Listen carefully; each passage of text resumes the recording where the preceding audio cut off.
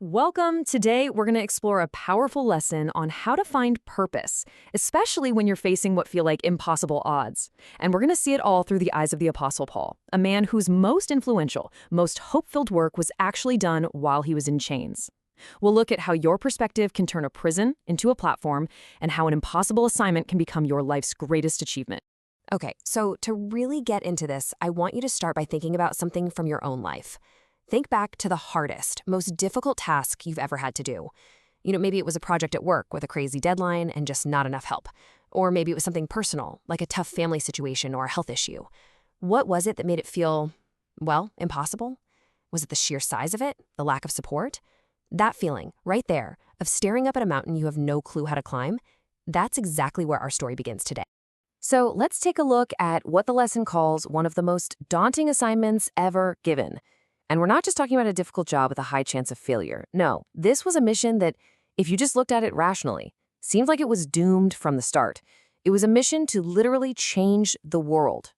On the surface, the instruction sounded straightforward enough, but when you unpack it, you see this monumental, almost unbelievable task. The goal was to unite heaven and earth, to turn people from darkness to light and from the power of Satan to God. Just think about that for a second. How could this small, kind of marginalized group of followers with zero political power or military strength ever hope to pull off something on a global scale that would reshape entire empires and cultures for thousands of years?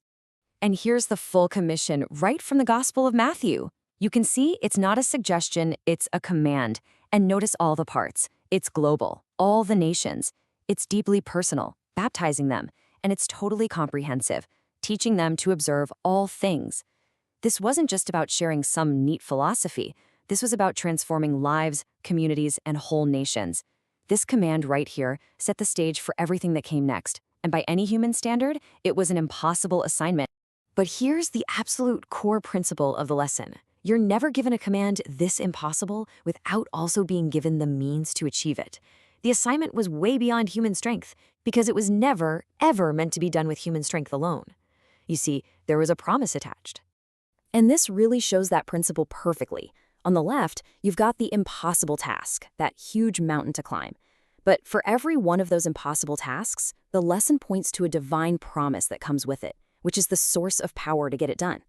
For the apostles tasked with reaching the nations, the promise was, I am with you always. For Paul, tasked with turning people from darkness to light, the promise was a direct commission.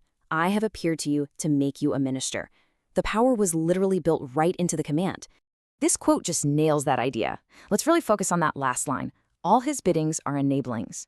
According to the lesson, this means the command itself actually contains the power you need to fulfill it. The instruction to do the impossible is, at the same time, the gift of the ability to do it. When our will lines up with God's will, it becomes omnipotent, not because we become all-powerful, but because we become a channel for an all-powerful strength. Okay, so that's the theory. But how does this actually play out in the real world, under real pressure? Well, the life of the Apostle Paul gives us the ultimate case study. He faced unimaginable hardship, constant opposition, and physical confinement. But his perspective on it, his understanding of this very principle, it changed everything. Now, it's so important to get this context. Some of the most profound, most joyful, and most encouraging writings in all of human history, letters that have literally shaped civilizations, they weren't written from a comfy office or a quiet study. They were written from a prison cell. Paul was physically a captive while writing about a spiritual freedom that could break through any wall or chain. And that paradox is right at the heart of his story. And this right here is the key. This is the shift in perspective that changes everything. Paul's identity was not defined by his circumstances. He didn't see himself as a prisoner of Rome. He saw himself as a prisoner of Jesus Christ. He even called himself an ambassador in chains. Think about it. An ambassador gets their authority and mission from the king they represent, not from the country they happen to be in. For Paul, those chains didn't stop his mission. They just became the backdrop for it. And let's be really clear, this wasn't some kind of comfortable house arrest. The reality of Roman imprisonment was brutal. It was dehumanizing.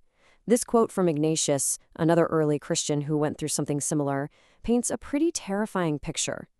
Paul was likely chained 24/7 to soldiers who could be cruel and violent. Knowing that makes Paul's positive, purpose-driven identity even more incredible. Now, according to the lesson, we have some really strong clues that he was writing from the very heart of the empire, Rome. I mean, he wasn't in some forgotten jail in the middle of nowhere. He talks about the gospel spreading among the palace guard. That's the emperor's own elite soldiers. He sends greetings from believers inside Caesar's household. He was right there, at the center of global power, facing a possible death sentence. And yet he was still influencing that very center of power from the inside out. So Paul's imprisonment didn't stop his ministry. Not at all. In fact, as we're about to see, it actually amplified his strategic impact. Being confined forced him to lead in a different way, and in some ways, an even more powerful and lasting way. His influence wasn't diminished by his chains, it was focused by them. So from that prison cell, Paul was managing this whole diverse network of growing communities. Just look at these two examples.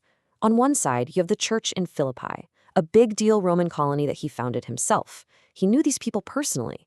But then on the other side, you have Colossae, a church he had never even visited, one that was started entirely by one of his converts. And yet, his leadership through his letters was just as effective for both of them, the ones he knew and the ones he didn't. So here's the crucial point. Paul had developed this clear and effective learning route for his mission that was incredibly resilient. It worked even when he was physically taken off the board. First, he'd target strategic cities, hubs of culture and trade. Second, he'd focus on converting and mentoring key people who could carry the work forward. Third, he trained and empowered local leaders, making sure the work wouldn't just collapse without him. And finally, he provided ongoing guidance from a distance. I mean, this is a timeless model for scalable, sustainable leadership. So what does all this mean for us, right here, right now? Let's distill the enduring lesson from Paul's experience. Because his approach to suffering, to purpose, and to joy, well, it speaks directly to the trials, big and small, that we all face in our own lives. This is the memory text for the lesson, and it is just staggering when you remember the context. A man in chains who doesn't know if he's going to live or die is not just suggesting, but commanding his friends to rejoice. This wasn't some shallow happiness based on good circumstances. This was a deep, defiant, and constant joy that was rooted in something far beyond his prison walls. So how was that even possible? Well, according to the lesson, Paul's focus was simply somewhere else. He could find joy because his gaze wasn't fixed on his chains, or his guards, or his uncertain future. It was fixed on his identity as an ambassador, on his mission, on the word of truth, and on the absolute certainty that he was persecuted, but he was not forsaken.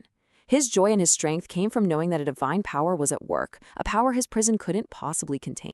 And that leaves us with this final, powerful question to really think about. Paul's story is a profound challenge to us.